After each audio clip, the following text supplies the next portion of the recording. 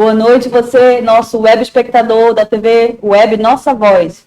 Mais uma vez aqui com vocês, nosso programa Agromundo, hoje falando sobre agricultura familiar e recebendo nosso especialíssimo convidado, nosso STEP, nosso especialista em assuntos de agro, né? Assuntos do agro, professor Eloy Gasparim. Muito boa noite, professor. Obrigada pela sua presença. Boa noite, Nice. Boa noite, Wagner.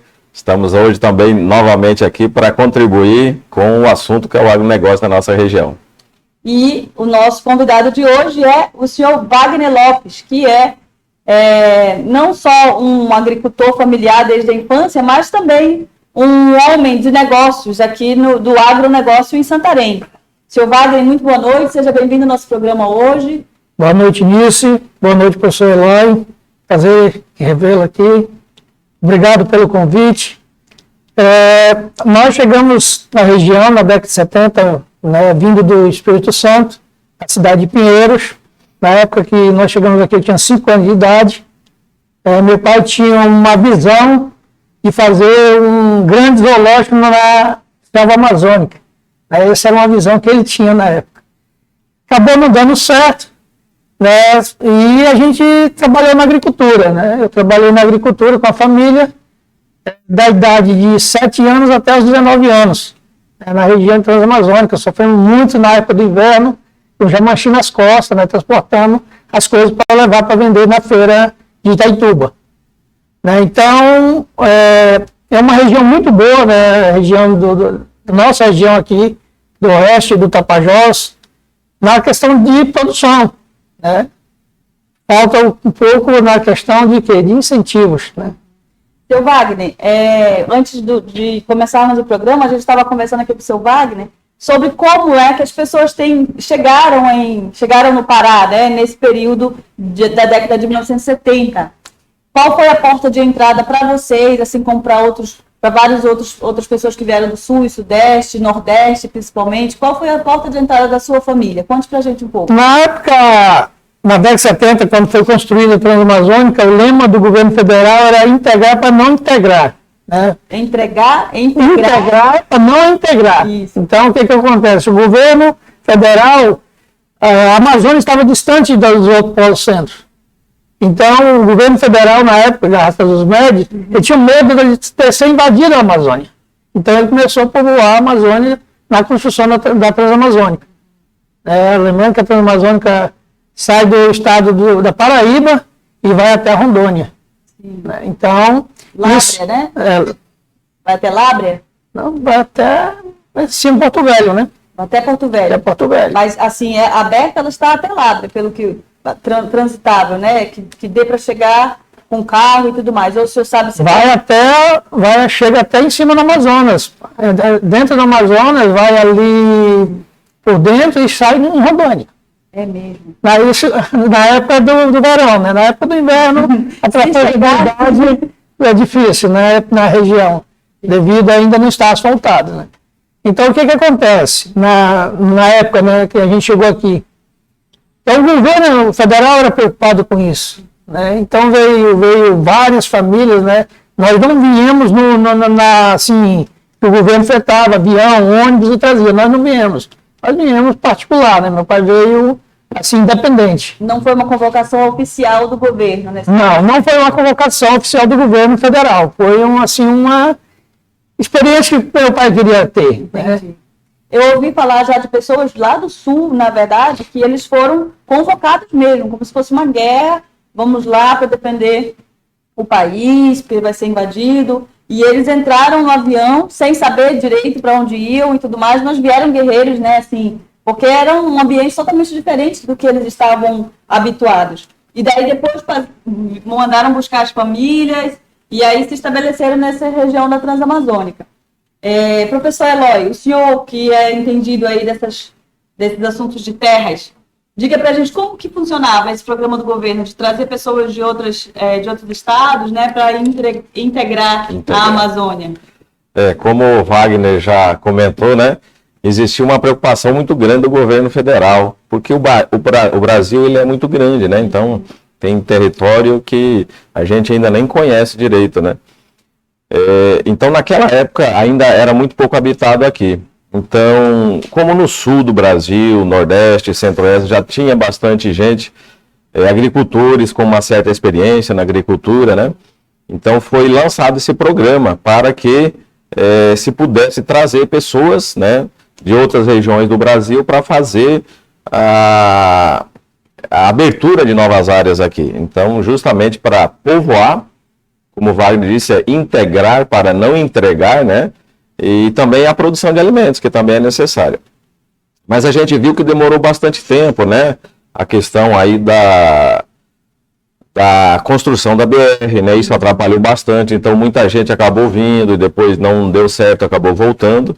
E, vamos dizer assim, os guerreiros ficaram aqui, né? Porque já tinham trazido, já tinham formado família, já tinham começado a desbravar, a ter aberto algumas áreas e começado os plantios.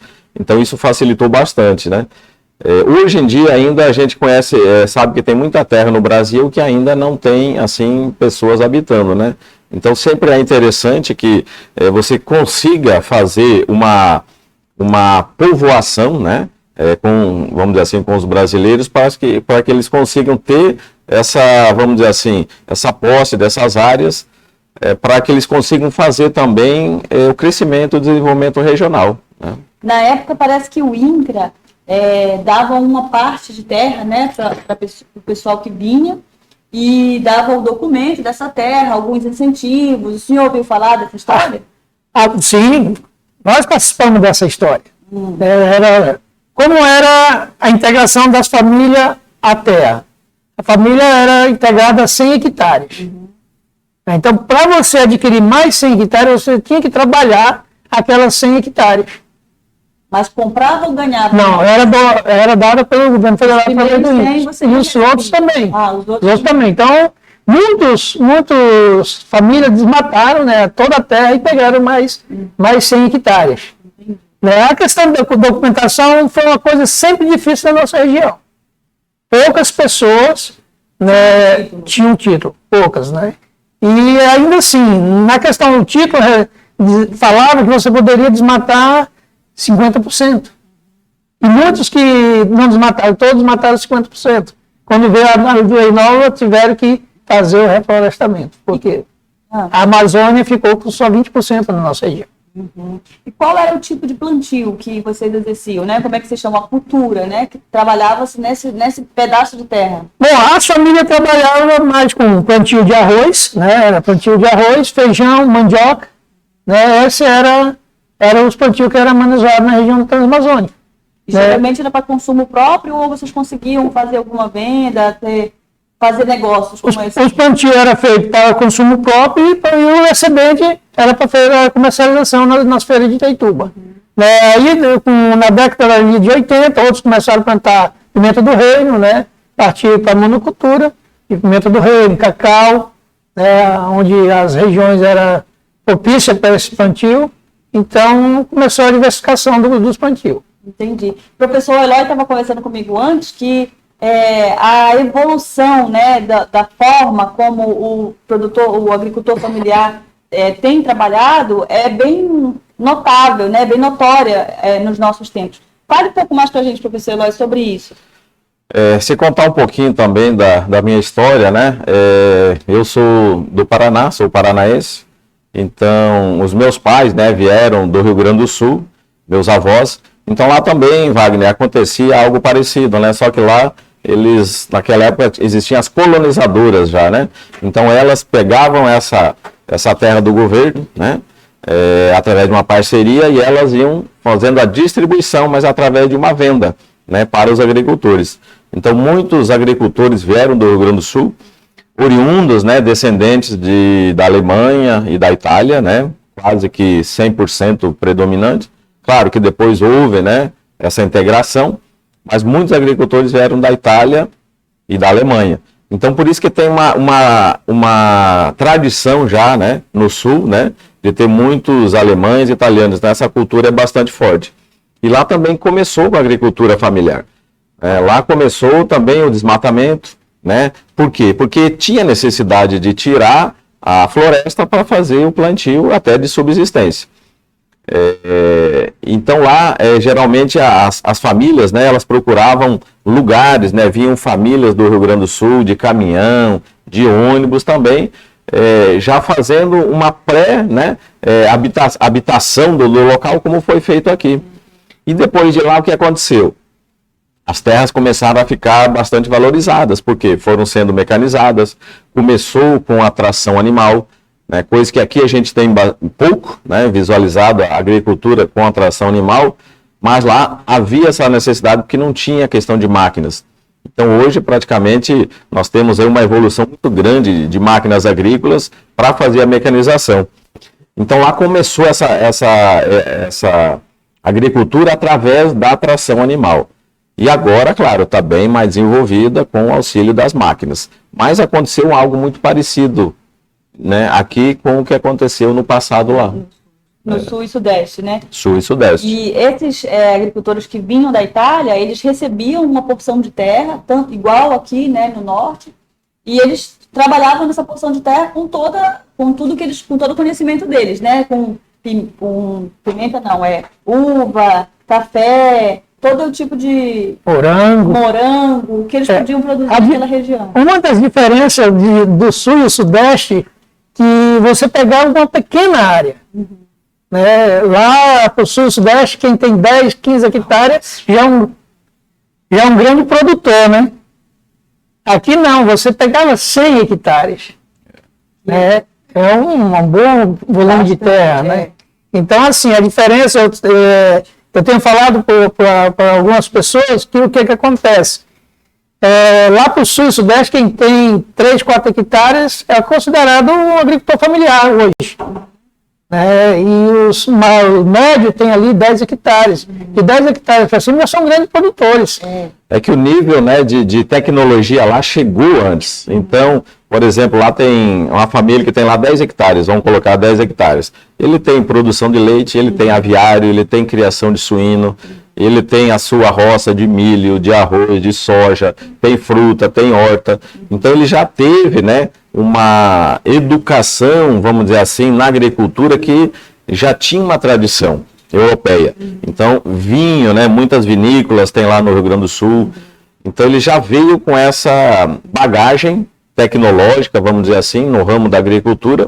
Então ele consegue se estabelecer. Hoje uma pessoa lá com 10 hectares, ele tem a sua casa própria, tem o seu carro, coloca os filhos a estudarem, porque ele consegue agregar valor dentro daqueles pequeno espaço de terra.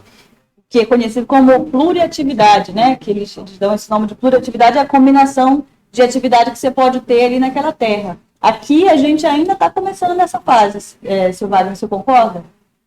Ainda estamos andando, né? Andando em passos lentos, né? Estamos ainda andando em passos lentos. Ainda há muito que desenvolver em nossa região na questão da parte de mecanização na área da agricultura familiar.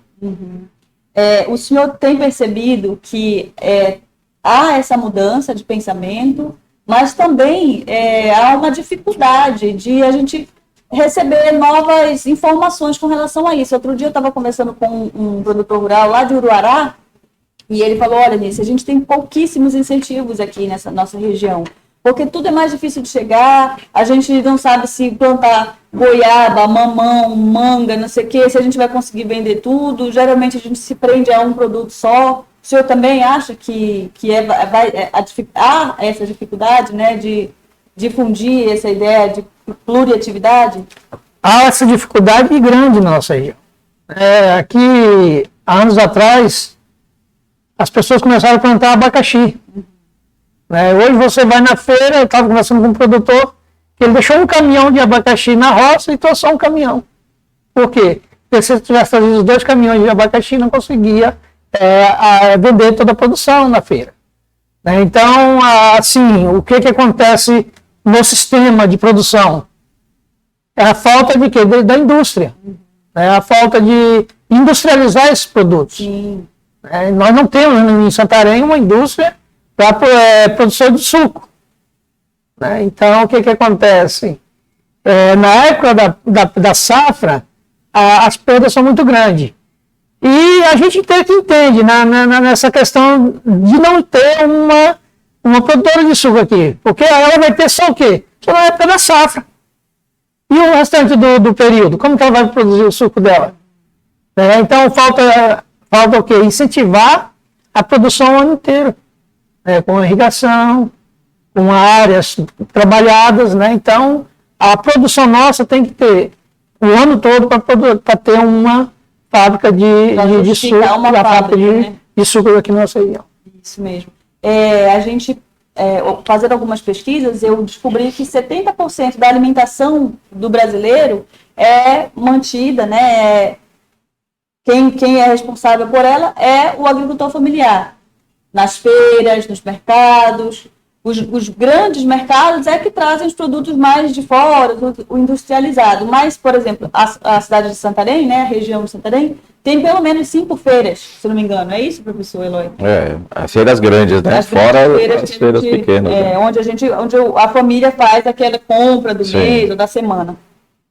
Você acha que existe alguma outra opção, né, de, não sei, fazer uma feira geral ou uma união de feiras, ou talvez levar os produtos que seriam da feira até a casa dos moradores? Quais seriam as formas de a gente evitar esse desperdício, por exemplo? Olha, já que não tem indústria, né, por enquanto. Na época da produção, vamos tirar a cultura do abacaxi agora. Que é a época que está a produção da cultura do abacaxi. Santarém é um polo onde os municípios vizinhos que produzem abacaxi, como Mogi dos Campos, trazem isso aqui para a nossa cidade. Então você não tem como fazer assim, dizer que vamos levar até as famílias, porque as famílias vão ter as feiras. O hábito ainda, em vez de consumo do abacaxi, na nossa população ainda não é muito, tem pessoas que não consomem abacaxi. É uma fruta muito saborosa, mas tem pessoas ainda que não consomem. Esse produtor que eu conversei, ele disse que vai diminuir para o próximo ano a plantação de abacaxi, porque esse ano ele teve muito prejuízo. Então, o que acontece com ele? Quando acontece isso? Diminui a plantação, diminui a produção. E aí o produto vai ficar mais caro. Vai ficar mais caro, e quem paga no final é o consumidor. Né? Sempre o consumidor está pagando alguma coisa mais cara devido a qualquer sistema. Sim. Né? E a gente, nesse período que a gente está passando, não está dando de pagar muito caro, né? Professor, em alguns momentos eu fico pensando como resolver o problema aqui na nossa região, né? Primeiro na nossa região e depois a gente pensa no país inteiro. Mas, por exemplo, eu sinto falta de queijos em Santarém. São caros, nas feiras são raros. Em alguns lugares da nossa região tem produção de queijo.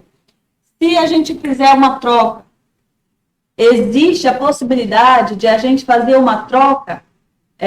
Quem vendeu, por exemplo, se Alenquer produz mais queijos, a gente manda abacaxi para eles e eles mandam queijo para eles. Existe isso? O senhor já ouviu falar na história de... Como que chama isso? Antes, na época do feudalismo, eles faziam um câmbio, né? A troca, né? A troca. Na verdade, é a lei da oferta e da procura, né? Então, quando a gente tem uma mercadoria em abundância, o que acaba acontecendo?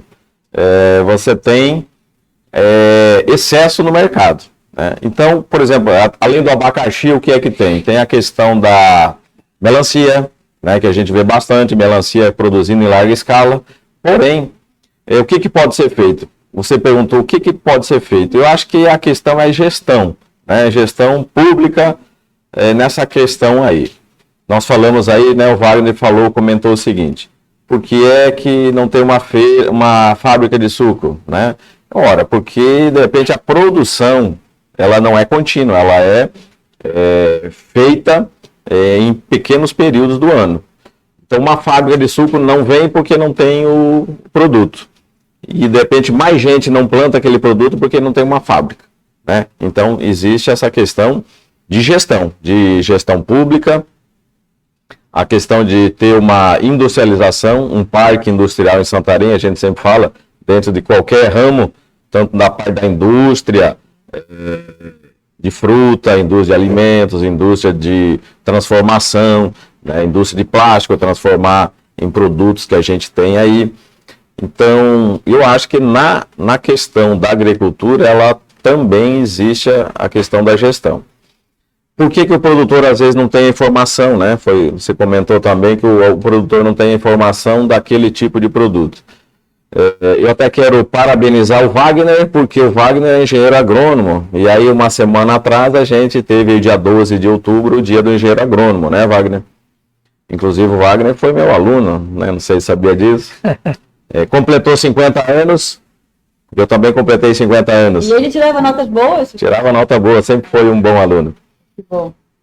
Então, essa questão a gente sempre tem debatido, né? A questão de você ter na região um produto, você ter condições de industrializar e gerar renda, né? Porque uma coisa só é rentável, né? Ou só é produzida em larga escala quando ela tem renda. Então, isso tanto para o produtor, o pequeno produtor, quanto para o grande produtor. Além das outras questões aí de transformação da fruta em suco, em polpa. A gente vê muita coisa se perdendo aí na nossa região. Infelizmente, né? A gente tem um potencial muito grande em todos os sentidos, na verdade, porque não só na produção familiar de produtos, né, de alimentos, mas tem ali a produção, a criação de galinha, de porco, que bicho que cria na colônia? Pato, galinha da Angola, o capote aqui da nossa região, né? O senhor, uma pergunta, na verdade é uma curiosidade, para vocês dois, inclusive. Quem é que se candidata, se eu quisesse ter, por exemplo, uma agricultura familiar, né? Se eu quiser criar ali no meu pedaço de terra, que não é muito grande, como é que eu posso ser chamada agricultura familiar se eu tiver que requisitos? Bom, o conceito de agricultura familiar é um conceito que abrange o quê? Você não pode ter uma mão de obra terceirizada. A mão de obra tem que ser da família. Você tem a terra, não pode ser mais que 4 módulos fiscais. O agricultor familiar está incluído em até 4 módulos fiscais, que são, cada módulo hoje aqui na nossa região são 75 hectares. E a sua mão de obra tem que ser da família, tem que ser gerida pela família, não pode ser terceirizada. Então, isso caracteriza a agricultura familiar.